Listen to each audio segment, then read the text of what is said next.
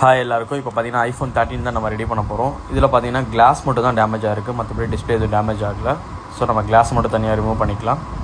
இதில் பார்த்தீங்கன்னா ரிமூவ் பண்ணிட்டோம். இப்போ இந்த கிளாஸை இந்த டிஸ்பிளே க்ளீன் பண்ணிவிட்டு புது கிளாஸை நம்ம ஃபிக்ஸ் பண்ணிடலாம். உங்களுக்கு இந்த மாதிரி ஐஃபோனில் ஆண்ட்ராய்டு எதுவாக இருந்தாலும் கிளாஸ் மட்டும் உடஞ்சிருக்குன்னா கிளாஸ் மட்டும் ரீப்ளேஸ்மெண்ட் பண்ணிக்க முடியும். டிஸ்பிளே மாற்றணும் அவசியம் இல்லை. இது ரேட் வைஸில் கம்மியாகவும் ப்ளஸ் ஒரிஜினாலிட்டியும் அப்படியே இருக்கும்.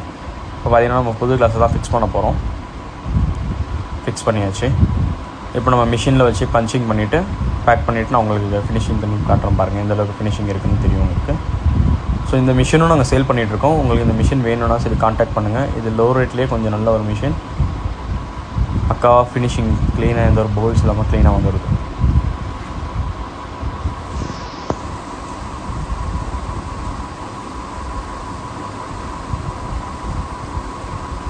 பஞ்சிங் முடிஞ்சிருச்சு. இப்போ பார்த்தீங்கன்னா ஃபோனில் பேக் பண்ணிவிட்டேன்.